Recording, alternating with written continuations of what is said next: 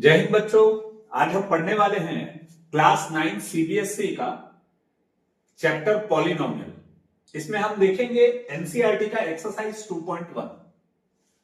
ये जो first question है एकदम सिंपल सा क्वेश्चन है।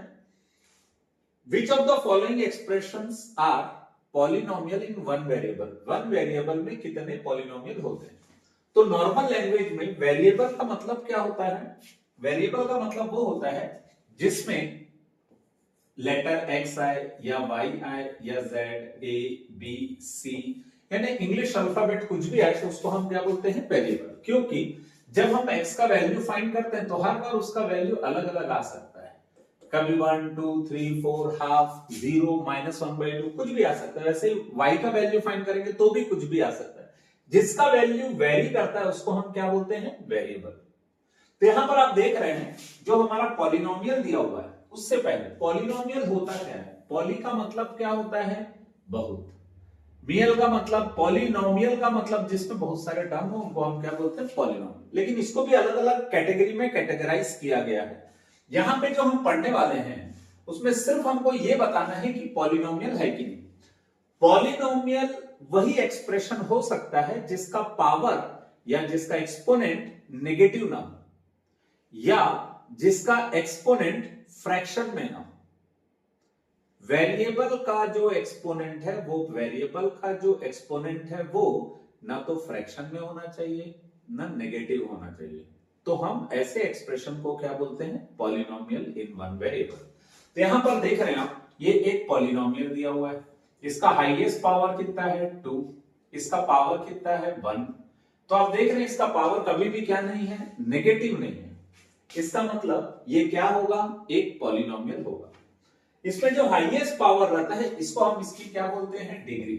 तो एक ऐसा पॉलिनोमियल है जिसकी डिग्री कितनी है? 2। बस आपको सिर्फ इतना ही पूछा है। इसी का सेकंड क्वेश्चन ये पूछ रहा है ये पॉलिनोमियल है क्या? अब आप यहां पर देख रहे हो ये जो पॉलिनोमियल है इसमें वेरिएबल कौन है हमारा? y। वेरिएबल क्या है? y।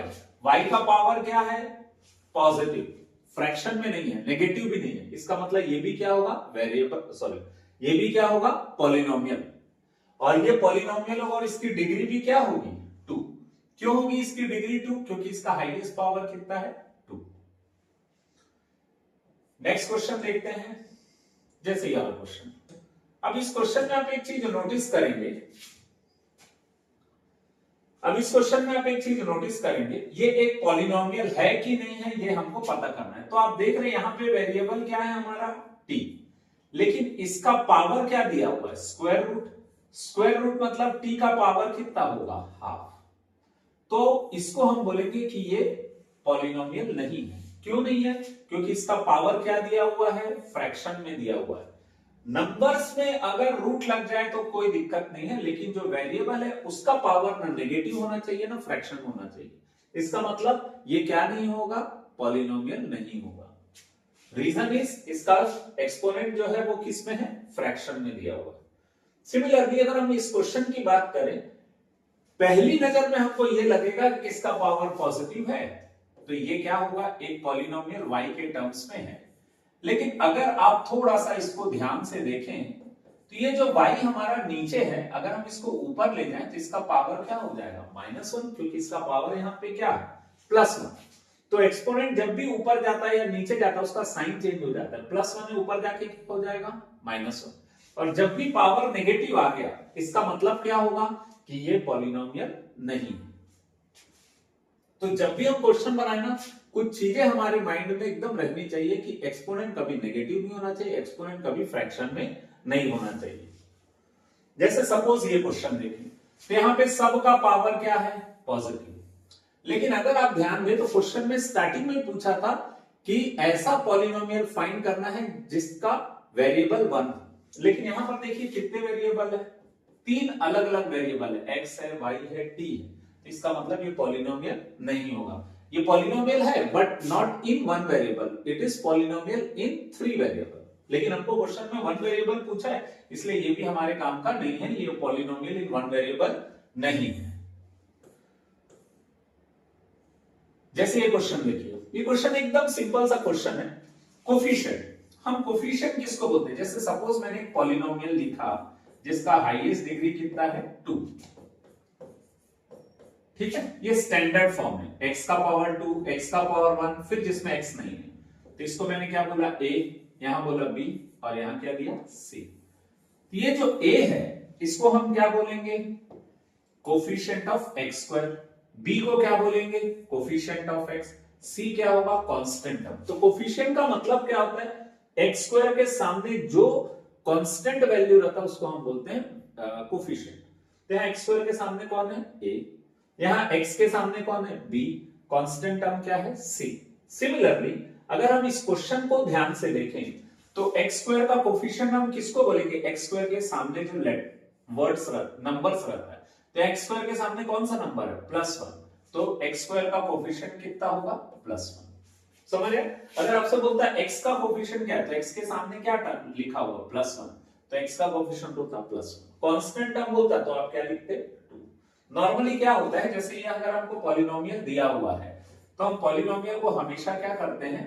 डिक्रीजिंग ऑर्डर में अरेंज करते हैं। हाईएस्ट पावर को सबसे पहले लिखते हैं, फिर उससे छोटे पावर को, फिर जिसमें वेरिएबल नहीं है उसको लिखते हैं। तो यहां देख रहे हो x स्क्वायर का कोफिशिएंट क्या होगा? +1। ठीक है, इजी है, समझ आ गया होगा। अब देखते हैं इसी का सेकंड क्वेश्चन। यहां पर भी पूछ रहा है x स्क्वायर का कोफिशिएंट क्या है, तो ये x स्क्वायर इसके सामने क्या लिखा हुआ है? -1, तो -1 होगा इसका कोफिशिएंट। आपको हमेशा साइन को भी ध्यान देना है। अब जैसे ये वाला क्वेश्चन है, इसमें x स्क्वायर का कोफिशिएंट क्या होगा? x स्क्वायर का कोफिशिएंट होगा π/2। बस इतना सही करना है आपको।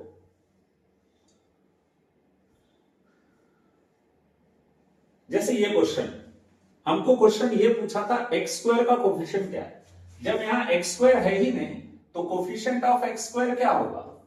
जब x स्क्वायर नहीं है तो उसका कोफिशिएंट क्या होगा? 0 होगा। तो कोफिशिएंट ऑफ x स्क्वायर कितना होगा?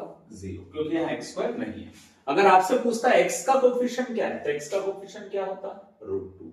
कांस्टेंट टर्म पूछता तो आप क्या लिखते? -1।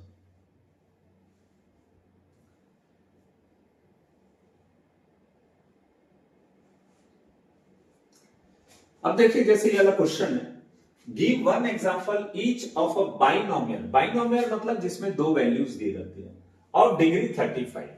मतलब आपको एक ऐसा पॉलिनोमियल लिखना है जिसका जो क्या होगा? बाइनोमियल। मतलब इसमें कितने एक्सप्रेशंस होंगे? 2 होंगे।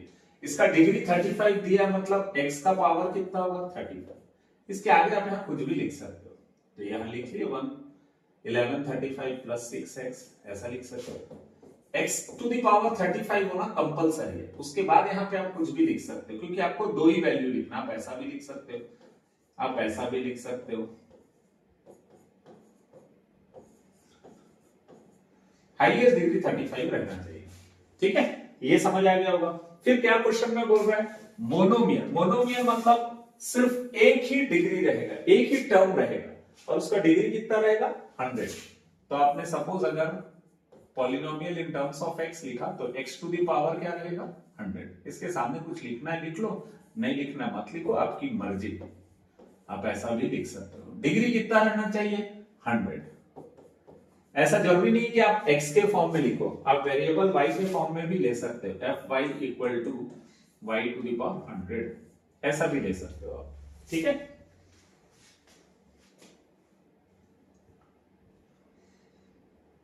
अब जैसे इसमें डिग्री लेना है, आप डिग्री बनाते समय एक चीज हमेशा याद रखिएगा, डिग्री किसको बोलते हैं? Highest power. तो यहां पे x का हाईएस्ट पावर क्या है? 3, तो इसका डिग्री कितना होगा? 3। सिमिलरली ये क्वेश्चन है, इसमें डिग्री किसको बोलते हैं? इसके पावर को। तो इसका हाईएस्ट पावर कितना है? 2, तो डिग्री कितना होगा? 2।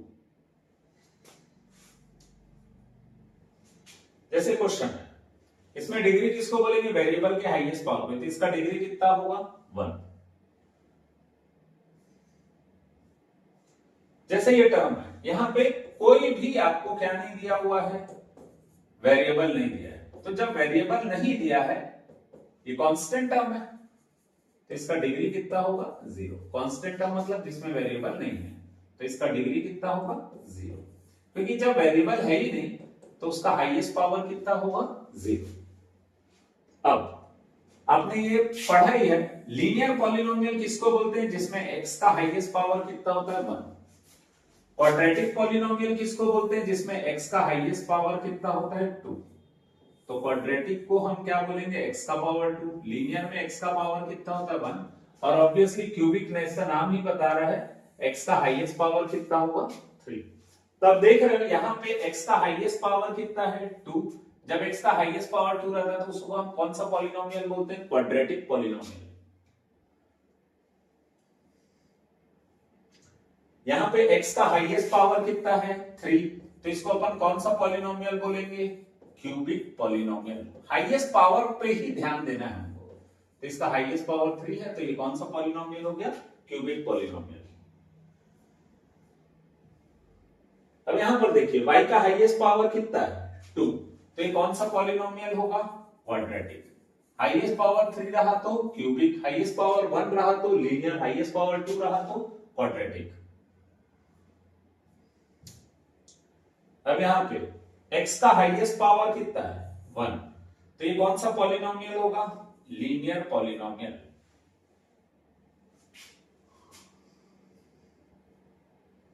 वैसे यहां पर देखो वेरिएबल क्या है हमारा t, इसका हाईएस्ट पावर कितना है 1, तो ये कौन सा पॉलिनोमियल होगा, लीनियर पॉलिनोमियल।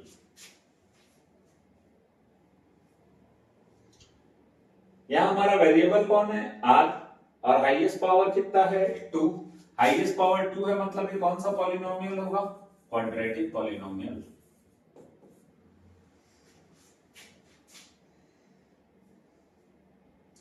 x का हाईएस्ट पावर कितना दिया हुआ है 3, तो ये कौन सा पॉलिनोमियल होगा, क्यूबिक पॉलिनोमियल।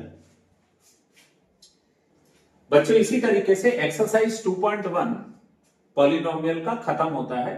आप लोगों से रिक्वेस्ट है कि इसके एक क्वेश्चन को एक बार खुद से बना के देखिएगा, और कहीं डाउट होता है तो आप फिर से स्टडी कर लीजिएगा, फिर से वीडियो को देख लीजिएगा। अगर आपको ये वीडियो अच्छा लगा होगा तो प्लीज लाइक करिएगा, और ऐसा लगता है कि ये वीडियो किसी को शेयर करने से उसकी हेल्प होगी तो प्लीज शेयर करिएगा। Thank you very much guys, all the best for this exercise.